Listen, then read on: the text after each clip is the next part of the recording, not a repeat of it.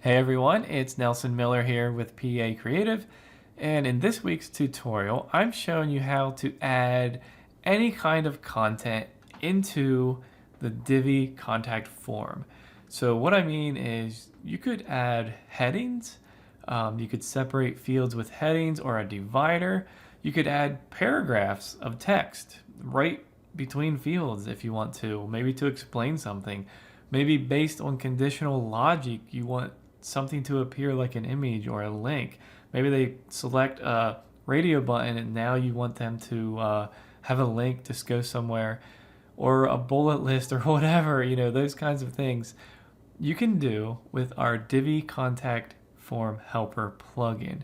So we've added a new field type that allows you to basically make like rich text and HTML and everything like that. So in this video, I'm going to show you how to do that.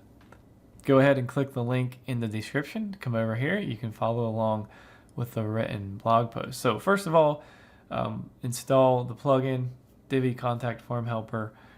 It's included in our membership. If you are a member, that's great. If not, consider it. You get access to all of our plugins, including future ones, and all of our child themes and courses actually as well. So it's all included.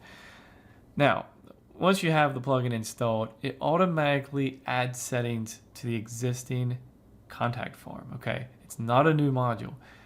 So here I have a contact form on my page. I just added it. So you will want to do that too, or just go to wherever you have it, and you will notice there are tons of new settings in here, okay? The one we are looking for today is actually a new field type. And we kind of had to hack it a little bit because, at this point, this is prior to Divi 5.0 when I'm recording this. Now, if I want to add a new field, I click this, right? Normally, you would then go to this field options and select like one of these.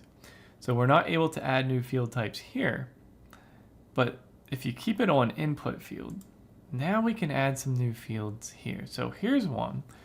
Use as HTML field. That's what we're looking for today. So go ahead and enable that. Use as HTML field literally adds this text field. I mean, it's quite literally like the text module, right? Like look at these features, right? You can do, the normal things. Like I could write a heading here, right? And I could make it, let's see, I want it to be an H1, okay. I could write a paragraph or a link. Maybe I want to do some like bullet list item, whatever. I could do that. Like I said, a link. So I could link that up. And let's say now I want to add a divider. Look, we added this little horizontal line here for you. So now I have a divider. And let's say that I want this. No, I don't want that. I want this field 4. I know you can label it, but I know that I want this between, let's say, the email and the message. Okay, cool. Now, let's take a look at that. So I added that as a field with a divider and a heading and paragraph right here. Let's look on the front end now. Because as of recording this, we're not able to, show you a preview because we're hacking this thing. Divi doesn't show our settings, hopefully in the future, but let's look at that. There you go. So here I have the name field, email address, a heading, text, paragraph, here's a link.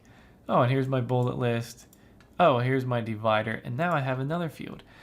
So you could really spruce this up, and you could use conditional logic just like you could with other fields. All right, so let's go into our whatever we kind of call it, our free field, anything field, whatever we're calling that.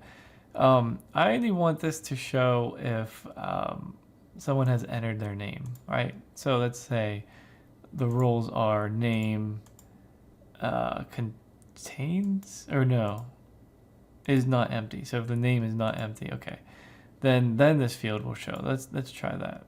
Okay, so it could start out like this, and then watch. Start typing and then I get it. So maybe you wanted to inform someone of like, hey, you wrote this answer, therefore here's information about that. I don't know. Doesn't have to be conditional, but it's an option. I think it's a great option. And like I said, for headings, I mean, think of what you could do. Let's play with that just a little. So for the design, go in here to the design tab of the individual field. See, notice I'm going into the individual field, and then HTML section. Let's change the heading. And by the way, look at all these settings we have to style everything about this field. Headings, paragraphs, links, images, divider, the wrapper, right? So we could make the entire thing a certain color. Heading, let's change this to ultra bold and make it like, I don't know, huge, right? Why not?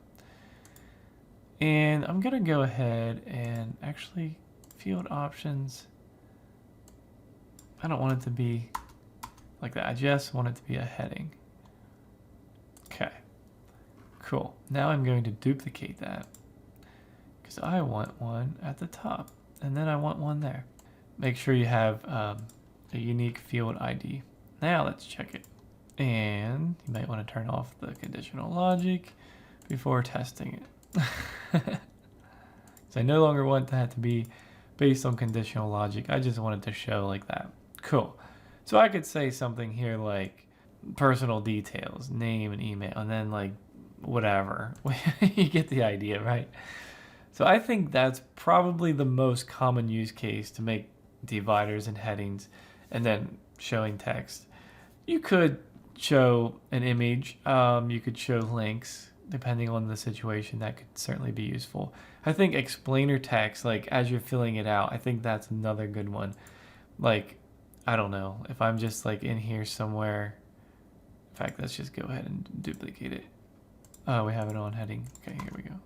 Cool. So it's just like a normal paragraph there. So we can talk about that, what it does and what it is. And, you know, like I showed you, you can style all of this. Like the wrapper here, like let's say we wanted to have rounded corner and an orange background, I don't know, on this text. And then paragraph text, I wanted it to be white, so it would show up on that. There you go. I could add spacing. You can make like a nice notice here and all that stuff. Okay, you get the idea. That's the tutorial. I didn't even follow it, did I? I mean, I did, but you get the idea.